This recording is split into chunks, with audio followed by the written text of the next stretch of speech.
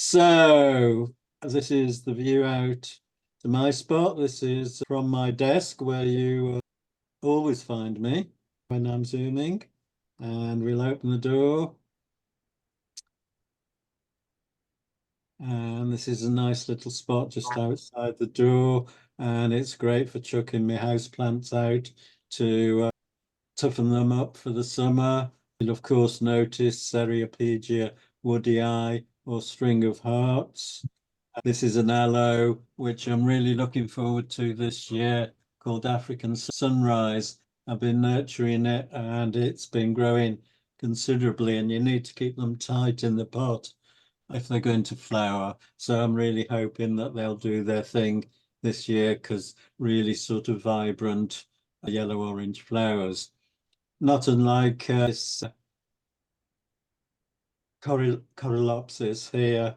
Nearly lost it then. This is one of my roses sent from heaven. And this is on the shed at the bottom. These are Korean fir, these Koreana, which are now in more full sun. This is a nice little acer called Jordan. It's up to about there this year, and it's got gorgeous yellow leaves at the moment. These are souvenirs from a trip, my round the world trip, and when we were in Alaska, got off the ferry at Skagway, stuck our thumbs out and got a lift, but it was in the back of an open pickup. And we immediately went up 2,000 feet, which was absolutely inspiring, seeing these sharp, jagged peaks and spires of ice and snow. We were absolutely freezing, and got out every item of clothing from our backpack, and that wasn't enough. So we then got inside our sleeping bags in order to cope. And then a couple took us to their little cabin in the hills, which is where they were going for the weekend. And nice. And immediately, to our gratitude, lit their version of a wood burner, which was like an old oil drum with a pipe sticking out of it. And they took us on our merry way after they'd fed us to Whitehorse to get a Greyhound bus, and gave us these old license plates. And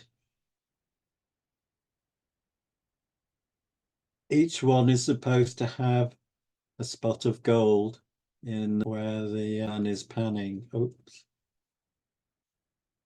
Where the man is panning for gold there in each and every license plate, but that's a myth. Amongst the Corylopsis, this is my signature canna. I'm very, very fond of cannas. When I worked at Moscow College, I was trying to build up the national collection of cannas. I almost made it. This one's called Australia, and you'll see more of it soon. It's looking a bit scraggy this time last year. These roses are now starting to fill out. For many years, my garden was just path to wall, this scrubby lawn and nothing else. And because of my back, Dan helped me put in these beds, and I got some nice climbing roses. The white one's called Starlight Symphony, and in amongst there is a rambler called Pink Pixie. This is a salvia, raspberry ripple, and has got, as you can see, this gorgeous raspberry colour. There's over 1,000 different varieties of salvia. You probably know it as, one of them is sage, the herb. But there's a woman in Cornwall that's got the national collection of those. This, I can't remember if I've mentioned, this is the one called Scent of Heaven. It's either side. Both this and Starlight Symphony is mirrored each side. This I can't remember for the life of me. I keep wanting to say tamarix, but I'm not entirely convinced. Can I just ask you a question Yes. about the roses? How do you manage the green fly? Because obviously I don't spray them, but they are quite covered in green fly at the moment. Well, the blue tits help a lot. You can either get a go if you don't want to use a spray, get a garden hose and wash them off. Just wash them off. Okay. Which is, or you can use, there's a horticultural soap called Savona, Mm. which is not, well, I don't know, I've not used it for a while, but it's not wildly expensive, but it's not cheap. But you get if you get a litre bottle, then you don't need very much each spraying, so it'll last you a good while. The thing to remember is never to spray when it's sunny, No. uh, um, Yeah. because you get what's called a phytotoxic response. Right. I'll take your word for it. One of the things I like about being here is the tall trees in other people's gardens that I benefit from. This is a nice, yeah, sycamore. And this is the most gorgeous maple. And these are flowering cherries, but absolutely enormous. And when they flower early in the year, it's just a mass of white. Unfortunately, the pigeons like being in there and tend to take advantage whenever anything's on the bird feeder of swooping down. They've given up trying to feed off it directly, thank God. Starlight Symphony again. This is one of the peacocks that took up home in the garden where I was head gardener in Mobberley. And this is Mobberley in the snow when I first arrived. Well, first winter. This sort of area that cultivated with snowdrops and various things. This is a newly planted yew hedge. More later. And this is the newly planted bridge. This was one of the areas when I arrived to start work there in 2009. Every day that I came into work, there'd be at least 20 tradesmen. And this area was where they had their cabins and parked all the machinery. So you can imagine how compacted it got. And what's going on here is they're taking down this beach. So they're using this crane to get up there. I mean, no expense spared. So you can see how tall it is. And then they got a little New Zealand guy up there who tap danced his way amongst the branches and bit by bit took it down. All right, so yeah. So he's carrying on. Back a bit. So not the easiest to work, but he got paid very, very well. So this was lawns divided into four, and then they ripped the lawns up and the paths and everything else. And it became a quagmire for a long, long time. This beautiful beech hedge, which extended, oh, sort of 20 feet the other way, they chopped in order to put this dog kennel here.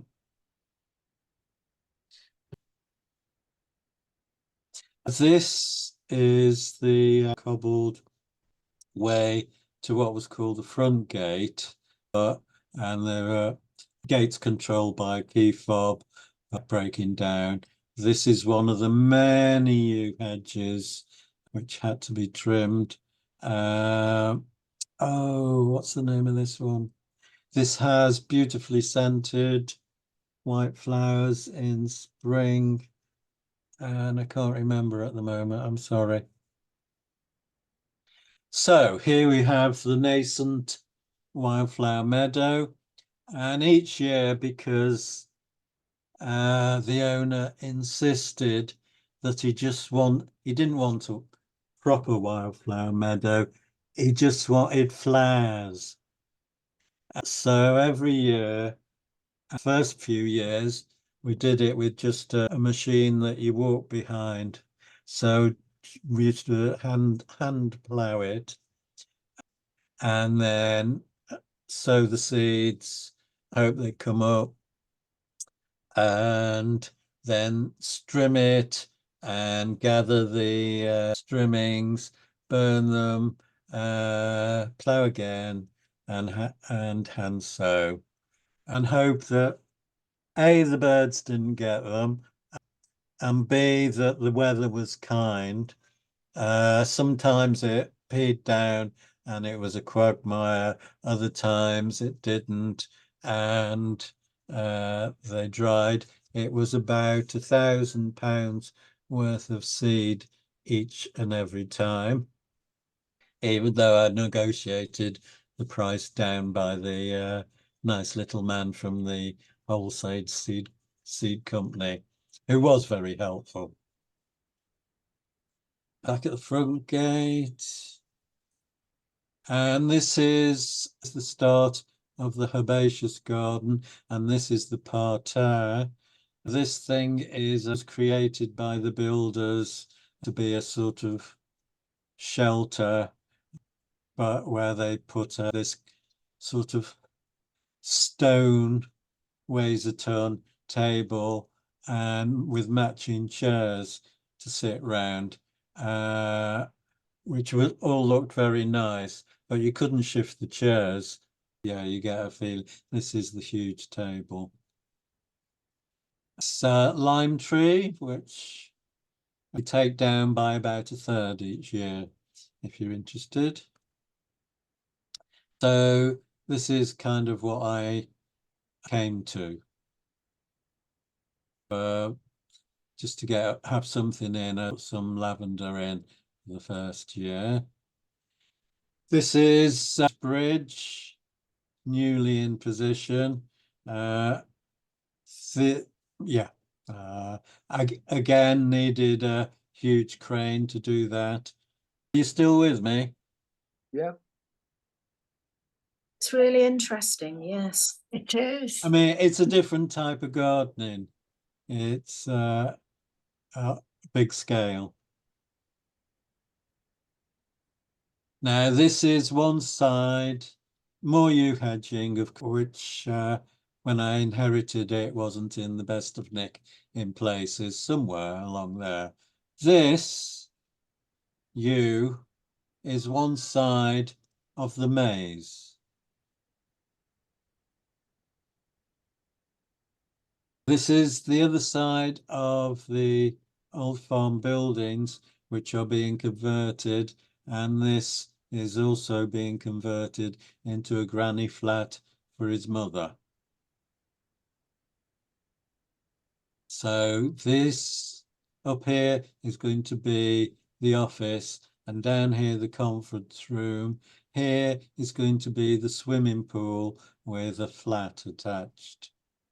One for the house, Filipino houseboy, and one for the occasional guest. This is the moat remnant that once everyone had buggered off, and I was finally able to manage to get the place in order. Although that was never simple, because one example is I spent ages getting the main lawn looking great. and then they decided that they wanted to put cable television or whatever you call it in his mother's granny flat. So they needed to lay the cable right across the lawn that had got spick and span, which didn't go down terribly well with me. You can see the parlour state it was in, but this is creating the walkway through. This is going to be from the maze to the summer house, this side, and that way is the bridge. So yes, this is all their toilets and cabins and that. So bridge again, and this is the maze. And it took about, I don't know, 2 weeks to trim it. I may be exaggerating there, it may have been a week, but I mean, it's the tops and the sides, and then gathering all your trimmings. And this is, I mean, you're trying to do all the other work at the time, not least of all trimming these hedges, and there were an awful lot of hedges to trim. So at least you only had to do it once a year. But the other one thing you had to do was, of course, inside the maze were paths, lawned paths or grass paths anyway. So you'd get a sort of walk behind mower and try and negotiate your way round all the bends into the corners, and it would, in the summer months, it'd be awash with biting insects, not least of all horseflies, which if you've never been bitten are absolutely horrendous. Quite often the bites go septic. So this is my car at the time, which got wiped out by a boy racer at a crossroads. One day I was driving home, I used to work Sundays, so I had time off in the week to have Dan. And it was a sunny Sunday, and I'd had a really productive day. I'm feeling the sun on me back, looking tanned and fit, happy with myself. Classic FM on the radio, and was dawdling across a crossroads when all of a sudden I had a face full of black Mini. This boy racer had been driving on his sat nav rather than looking what was on the road. Anyway, so these are the front lawns.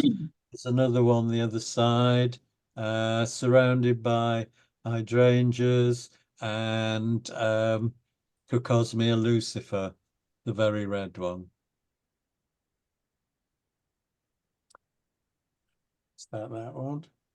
Right, so this, if you remember, one of the quagmires is the wildflower meadow, and my sowing of choice was a cornflower mixture of corn poppy, cornflower, corn marigold, and corn cockle,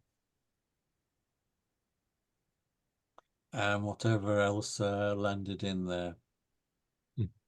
So I think, and one of the things, eventually once got it in order, I had the idea of creating paths through and by mowing, initially strimming to carve them out and then mowing. So it kind of went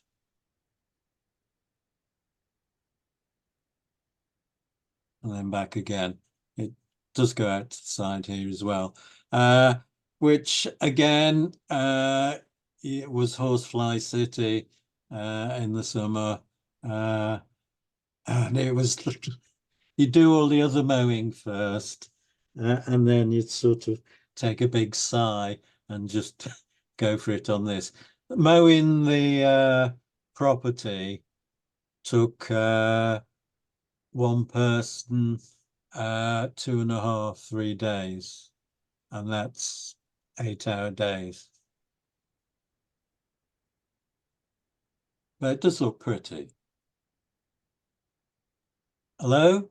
Hello, is it Mobberley Old Hall we're talking about? Is that not what it is?